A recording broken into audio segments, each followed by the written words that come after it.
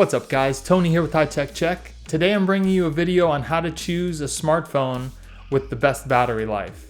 Now this is something that has been eating away at me for quite some time now and has just come to a boiling point because of some of the phones that are coming out and some of the phones that are already out.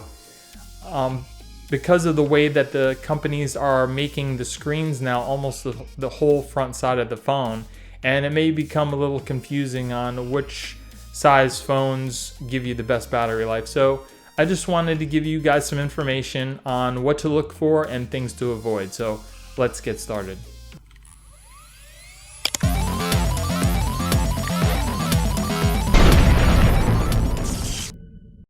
Now there are 5 things you're going to want to look for when purchasing a phone, and that's screen size, the battery size, screen resolution, the screen type, and the CPU version. Now it's a common misconception that to get the best battery life you need to get the biggest size phone, and that's just totally not true. You can get the same size battery life out of a phone with a 5-inch screen as you can with one with like a 6.2-inch screen. It all depends on what size battery is in the phone.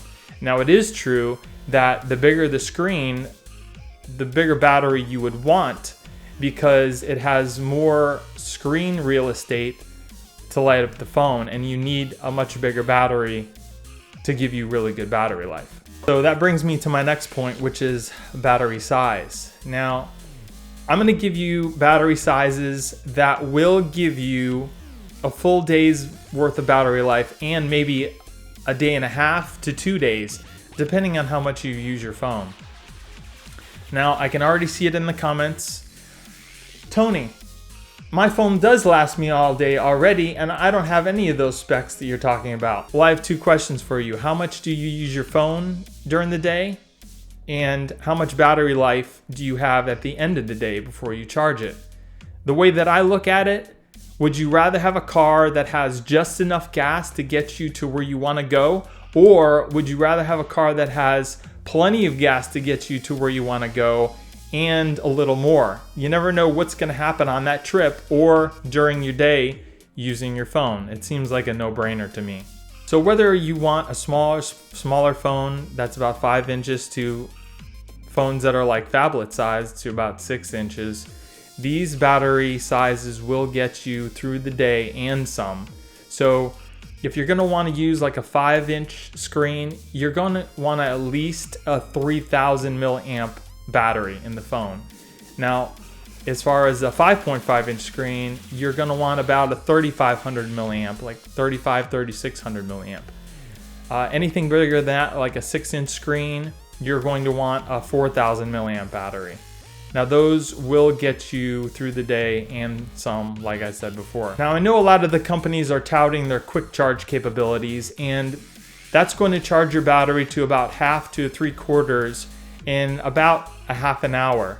But just know this, the more times you charge your phone during the day, the less battery life it's going to have overall, and you're going to have to have the battery replaced a lot sooner.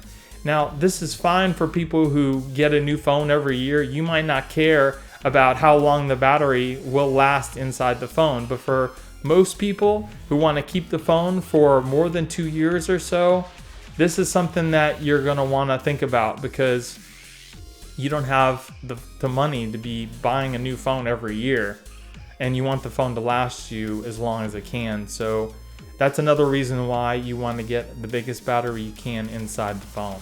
Another reason why I talk about putting a much bigger battery inside the phone is so you don't sacrifice functionality for battery life. I know as soon as I get a phone, I want to get the best battery life that I can out of the phone. So I turn off my Wi-Fi, my Bluetooth, my GPS, and I only turn those on when I need them. It would be great to have a battery inside the phone that lasted me a couple days, and I could still have all that stuff turned on and have, like I said, a battery life that lasted me 1 or 2 days.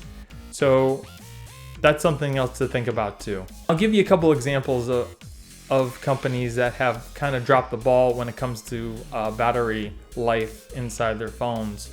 One is HTC. They just put out a new phone, the HTC U Ultra. It's got a 5.7 inch screen, and they put a 3000 milliamp battery inside the phone. I don't know what they were thinking. Either the companies don't know how to make a great phone, or they just think that they can put out anything and we'll buy it. So that's one instance of a phone you want to avoid. It's not going to have very good battery life at all. It may look really nice, but you're going to be charging it probably 2 or 3 times a day depending on how much you use the phone. Samsung is another company that's notorious for putting undersized batteries inside their phones. I still don't understand. It's a huge company. Why would they continually put smaller batteries inside the phones? It's supposed to be better. You make the phone better each year, not go backwards. So one example of that is their active line. Then I know one year they put a 4000 milliamp battery inside the phone, and that was great.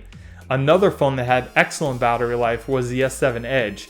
It was a 5.5 inch screen with a 3600 milliamp battery, and it would last you way throughout the day and then some.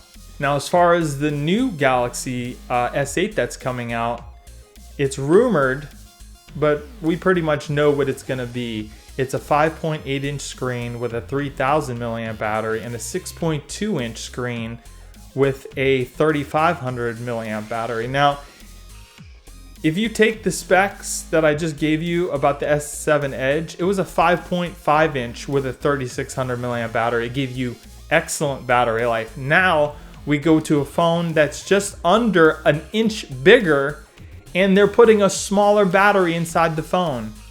It just doesn't make any sense. You know, the battery, it might get you throughout the day, and that's it. And that's the whole point I'm trying to make. It just doesn't make any sense why they wouldn't put at least a 4000 milliamp battery in the 6.2 and a 35 to 36 in the 5.8. It just makes sense. So the third thing I'm going to talk about is the screen resolution. Now, the least that you would want on a phone is 1080p. You can get away with a decent experience with the 1080p phone. The most I would go is a 2K resolution, a quad HD. Anything more than that, you're just sucking the battery life out of your phone. You can't really see the difference between a 2K and a 4K screen. Maybe if you held the phone up to your eyes and really looked for the pixels, but for everyday viewing, you're really not going to notice a difference, and it's just going to decrease your battery life. Sony is one example of this, where they put a 4K screen on their phone. It's just, you don't need it. I mean, for all the tech heads out there that like that kind of stuff and want to spend that money, go for it. But you don't need it. It's just going to take away your battery life. For the fourth thing I want to talk about is the type of screen. There's LCD and there's AMOLED. So LCD can give you a nice display, but it's not going to be as efficient for your battery life, and you might get some like haze, like a white haze in really dark situations. So I mean, if it has an LCD, it's not going to be the end of the world. Just know it's not going to be the best viewing experience you can get. Now with the AMOLED, it's going to be much better viewing experience. You're going to get darker darks, and you're going to have a better viewing angle with the AMOLED, and it's going to be very efficient for your battery life. So just keep that in mind. Like I said, it's not the end all be all deal breaker for getting a phone, but you would want the AMOLED if at all possible. And then the last thing I'm going to talk about is the CPU version. Usually you're going to want to get the latest and greatest CPU, and that's mostly what you'll get in newer phones. But in the case of the HTC Ultra that just came out, the newest processor, which is the Snapdragon 835, was not put in the HTC Ultra. They put in the 821. Now, it's not going to be as efficient as the 835, but it's not really a deal breaker. And like I said, unless you're like a tech head and you want all the latest and greatest. The 835 is more efficient for the battery, but the 821 is still good, and it's not going to be a huge difference. So try to get the best CPU in there if you can, but like I said, I don't believe it should be a deal breaker when you're looking at a phone. So But that's it for my rant. I hope you guys enjoyed the video and you took away some information that you can use when you're trying to figure out which smartphone to buy. Let me know how you guys feel. Do you care about the battery life? What do you care about when you're purchasing a new phone? Let me know. I really like to hear from you guys. So if you liked the video, give me a thumbs up. Don't forget to subscribe and hit that notification button up there so you can be notified when my videos come out. Thank you for watching. I hope you guys have a great day, and I'll see you in the next one. Later.